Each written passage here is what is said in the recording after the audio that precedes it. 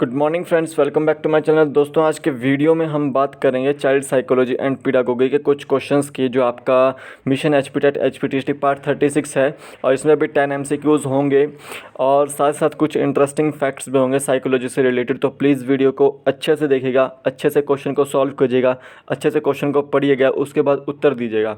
ठीक है, तो चलता हूँ मैं आज के फर्स्ट क्वेश्चन की और उससे पहले लाइक कर दो, शेयर कर दो और सब्सक्राइब कर दो वीडियो को। ठीक है, तो चलता हूँ फर्स्ट क्वेश्चन की ओर। फर्स्ट क्वेश्चन है, वंचित वर्ग की पृष्ठभूमि के बच्चों को शिक्षा प्रदान करने के लिए शिक्षक को चाहिए कि जो वंचित वर्ग के बच्चे होते हैं, ठीक है, उनको शिक्षा प्रदान करने के लिए शिक्षक को क्या करना चाहिए। उन शिक्षक को करना चाहिए वंचित वर्गों के बच्चों को पढ़ाने के लिए, शिक्षा प्रदान करने के लिए, कि उनकी जो जानकारी है उसको वो जुटाने का प्रयास करें और साथ ही साथ जो चर्चा होती है क्लास में, कक्षा में, उनमें उनको शामिल करें। ठीक है, तभी जो है वंचित वर्ग को शिक्षा प्रदान की जा सकती है। ठीक है, जैसे कोई कमज़ोर वर्ग का बालक होता है या शोषित बालक होता है, तो उनको क्या करना चाहिए, उनके बारे में पहले तो जानकारी जुटानी चाहिए कि क्यों वो कमज़ोर हैं, कैसे वो कमज़ोर हैं। कुछ आर्थिक तौर पर कमज़ोर होते हैं, कुछ मानसिक तौर पर कमज़ोर होते हैं, तो उनकी वो जानकारी शिक्षक को जुटानी चाहिए।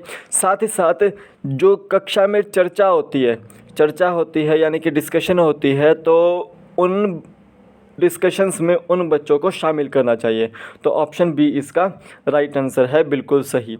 नेक्स्ट क्वेश्चन देखते हैं, हस्तशिल्प की शिक्षा दी जानी चाहिए। जो आपके हस्तशिल्प की शिक्षा दी जानी चाहिए, किनको हाथों से शिक्षा दी जानी चाहिए, इनकी क्रियाशील शिक्षा देनी चाहिए। ठीक है, या स्किल बेस्ड जो शिक्षा देनी चाहिए, किनको देनी चाहिए वो, क्या सामान्य बालक को देनी चाहिए, क्या पिछड़े बालक को देनी चाहिए, क्या मंदबुद्धि बालक को देनी चाहिए, क्या प्रखर बुद्धि बालक को दी जानी चाहिए। तो देखिए, जो पिछड़े बालक होते हैं उनको हस्तशिल्प की शिक्षा दी जानी चाहिए। तो ऑप्शन बी इसका राइट आंसर है, क्योंकि वो जो पिछड़े बालक हैं वो एक तरह से संवेगात्मक सोच नहीं रखते। ठीक है, सामान्य बालक की तरह कार्य नहीं कर पाते, मंदबुद्धि तरह के बच्चे होते हैं। ठीक है, तो उनको पढ़ने लिखने और समझने में क्षमता होती है, लेकिन उनको जो अगर हम क्रियाशील कार्य में रखें या स्किल बेस्ड कार्य में रखें या फिर हस्तशिल्प कार्य में रखें, तो वो जल्दी जो है वो सीख सकते हैं। ठीक है, तो ऑप्शन बी इसका राइट आंसर है कि हस्तशिल्प की शिक्षा दी जानी चाहिए पिछड़े बालक को। नेक्स्ट देखते हैं, एक बालक की शैक्षिक उपलब्धि 70 से कम है, उस बालक को कहा जा सकता है। यानी कि यहाँ पर पूछा गया है कि कोई एक बालक है, उसकी जो शैक्षिक उपलब्धि है वो 70 से कम है, उस बालक को क्या कहा जाएगा। क्या पिछड़ा बालक कहा जाएगा, क्या प्रतिभाशाली बालक कहा जाएगा, क्या अपराधी बालक कहा जाएगा, क्या इनमें से कोई नहीं। तो देखिए, उसको कहा जाएगा पिछड़ा बालक। ऑप्शन ए इसका राइट आंसर है, क्योंकि जिसकी 70 से कम जो बुद्धि होती है, ठीक है, वो पिछड़े बालक में आता है। ठीक है, और एक चीज़ याद रखें कि जो प्रतिभाशाली बालक होता है उसकी जो बुद्धि होती है वो 120 से 140 के मध्य होती है, तो ये चीज़ याद रखनी है। अब मंदबुद्धि बालकों के स्तर भी 3 होते हैं। मंदबुद्धि जो बालक होते हैं वो उनके स्तर भी 3 होते हैं। जड़ बुद्धि, जिसको इडियट बोलते हैं, ठीक है, मूढ़, जिसको इम्बेसाइल बोलते हैं, मूर्ख, जिसको मोरन बोलते हैं। तो जड़ बुद्धि वाले जो बच्चे होते हैं उनका जो IQ लेवल होता है वो 0 से 25 होता है। मूड जो होता है उसका 25 से 49 होता है। ठीक है, और जो मूर्ख होते हैं वो 50 से 70 वाले होते हैं। ठीक है, तो ये चीज़ याद रखनी है। तो एक बालक की शैक्षिक उपलब्धि 70 से कम है, उस बालक को कहा जाएगा पिछड़ा बालक। ए ऑप्शन इसका राइट आंसर है। नेक्स्ट देखिए, यहाँ पर कुछ चाइल्ड साइकोलॉजी से रिलेटेड फैक्ट्स हैं। तो देखिए, किसी में अक्षमता होती है बहुत ज़्यादा अधिगम करने में। ठीक है, तो यहाँ पर देखिए, पढ़ने की अक्षमता, मौखिक रूप से बोलने की सीखने की अक्षमता, लिखने की अक्षमता, गणित संबंधी समस्याएं हैं। तो देखिए, सबसे पहले हम पढ़ने की अक्षमता बोलते हैं। पढ़ने की अक्षमता जिससे पढ़ा नहीं जा सकता, तो उनको क्या बोलेंगे, अलेक्सिया बोलेंगे या फिर डिसलेक्सिया बोलेंगे। फिर मौखिक रूप से सीखने की अक्षमता, ठीक है, तो जो पढ़ लिख के नहीं सीख पाता तो उसको बोलेंगे अफेजिया। और फिर डिस्फेजिया। फिर लिखने की अक्षमता आएगी, जो लिख नहीं सकता अच्छे से, डिस्प्रैक्सिया बोलेंगे, डिस्ग्राफिया बोलेंगे, अग्राफिया बोलेंगे, अप्रैक्सिया बोलेंगे। फिर गणित संबंधी समस्याएं, ठीक है, कैलकुलिया, कैलकुलिया याद रखें, जहाँ भी कैलकुलिया होगा आपका गणित संबंधी होगी।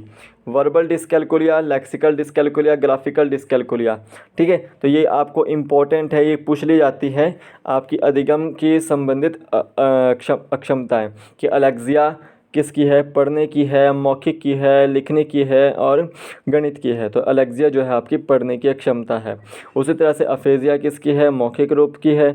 डिस्प्रैक्सिया किसकी है, लिखने की क्षमता है। वर्बल डिस्कैलकुलिया किसकी है, गणित संबंधी समस्या है। तो ये थे आपके पास क्वेश्चन। आगे चलते हैं। अगला क्वेश्चन है, पिछड़ा बालक वह है जो अपने पाठशाला के जीवन के मध्य में अपनी आयु के अनुरूप सामान्य कक्षा से नीचे की कक्षा का कार्य ना कर सके। यह कथन किसका है?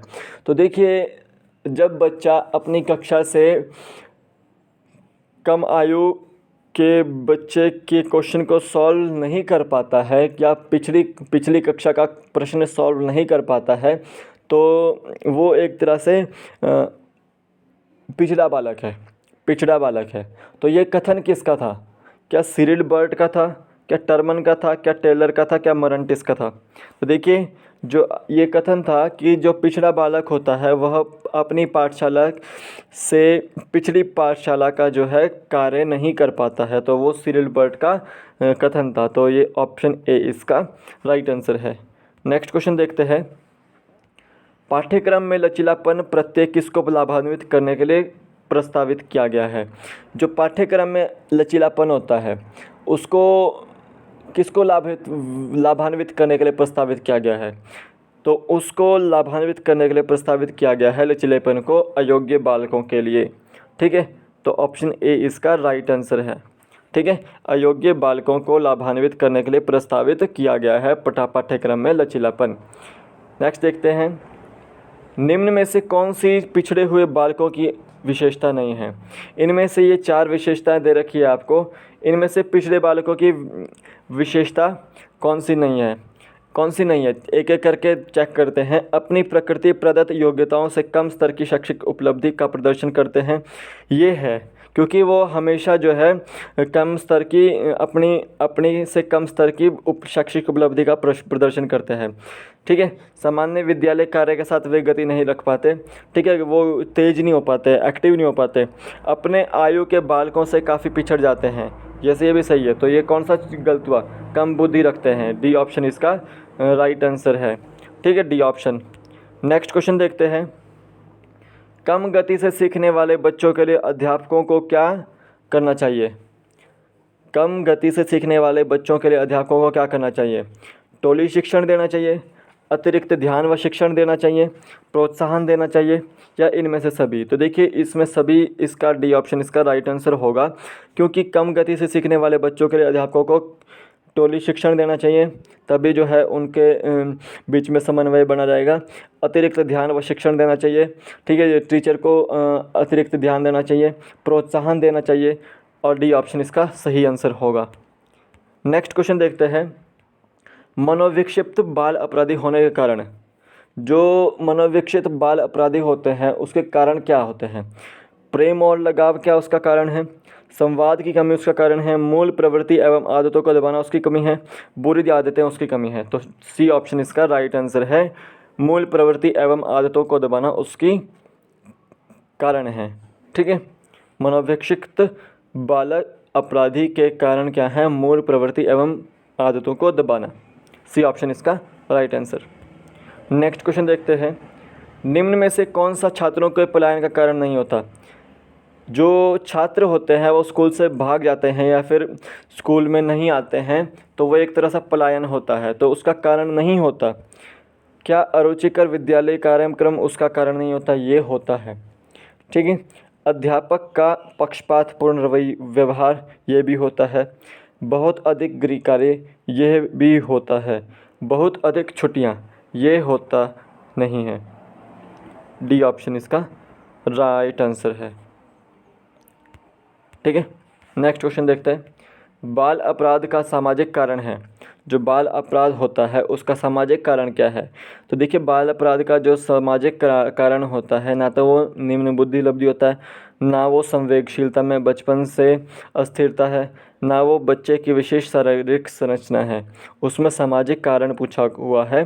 ठीक है, सामाजिक कारण में क्या आएगा? माता पिता का मानसिक संतुलन जो है बिगड़ा हुआ है। सी ऑप्शन इसका राइट आंसर है।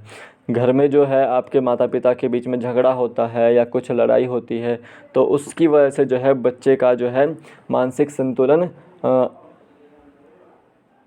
असंतुलन होता है। बच्चे का मानसिक असंतुलन होता है। ठीक है, बाल अपराध तभी जो है बच्चा बनता है। सी ऑप्शन इसका राइट आंसर है। तो आज के प्रश्नों में इतने ही क्वेश्चन थे चाइल्ड साइकोलॉजी के। तो कल फिर मिलूंगा एक नए प्रश्न के साथ, नए वीडियो के साथ। तब तक के लिए जय हिंद। अगर अच्छा लगा हो तो प्लीज़ लाइक कीजिएगा, वीडियो को शेयर कीजिएगा और सब्सक्राइब कीजिएगा चैनल को। जय हिंद।